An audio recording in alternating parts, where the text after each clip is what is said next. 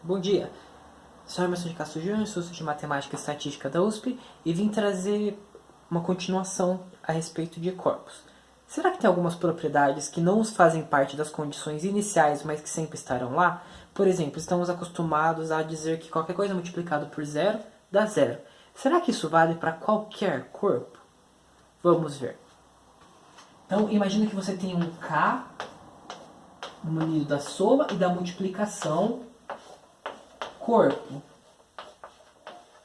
Certo? Então nós sabemos que ele tem o 0 e ele tem o 1. Vamos ver.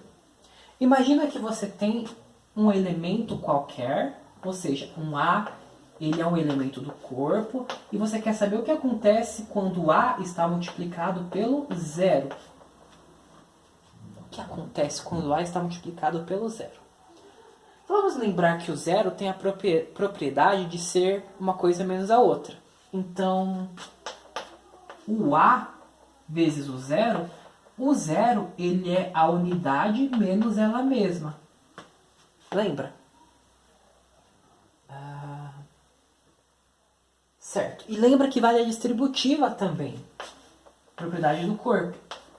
A vezes 1, 1A. Mas lembra que nós provamos que a identidade, 1 é a identidade? Então, 1A não importa. E é comutativo. A vezes 1, 1A. A vezes menos 1, vezes o elemento oposto, vai ficar o quê? Mais o oposto do A. Que é a mesma coisa que a gente escrever A menos A. Lembra a propriedade de elemento inverso? Menos 1 vezes A, a gente teria que provar também que menos 1 vezes A dá o elemento inverso de A. Mas enfim, vamos assumir já que a gente já provou isso, como se já tivéssemos provado. A menos A, ele menos ele mesmo, ou ele com o inverso, dá zero. Com isso nós provamos que qualquer elemento vezes o zero vai dar o zero. Para qualquer corpo, não precisa ser necessariamente numérico. Pega uma estrutura com um monte de símbolo louco que não tem nenhuma relação com a realidade. Puramente abstrato. Se ele for um corpo e tiver as propriedades, aquelas 10 propriedades que nós listamos, vai acontecer isso. Vezes zero sempre vai dar zero.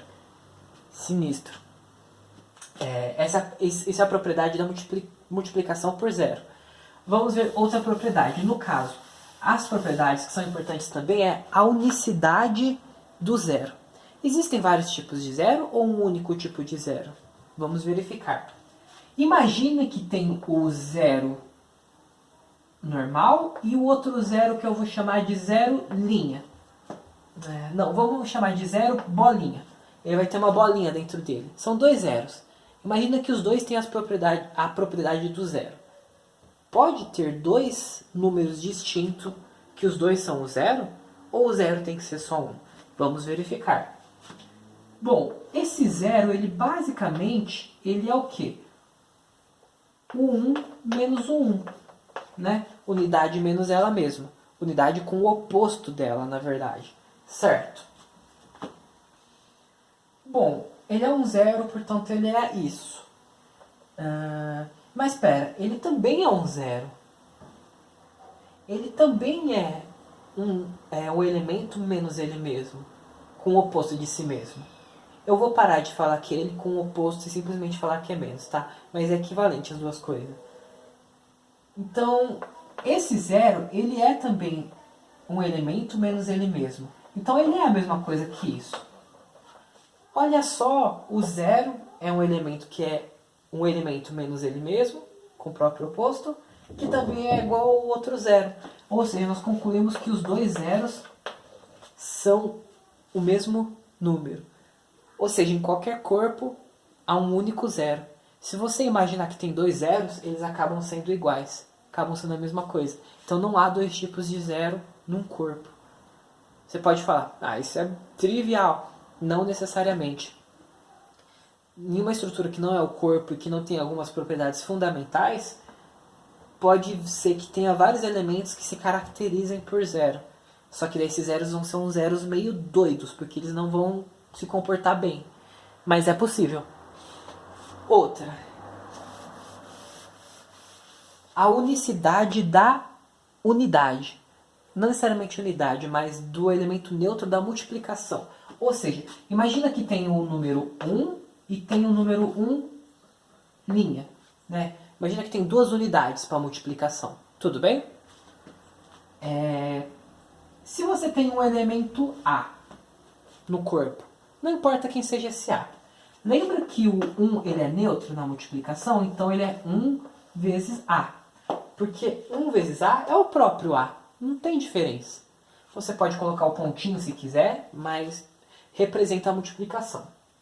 Só que tem um detalhe também. 1 vezes A continua sendo o próprio A. Que também esse 1', essa outra unidade, ela também, eu quero que ela seja uma unidade.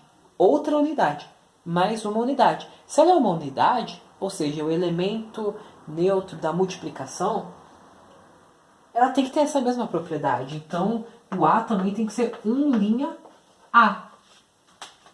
Tudo bem? Tem que ser o 1' A. Nossa, olha, igual essas duas partes aqui, ó.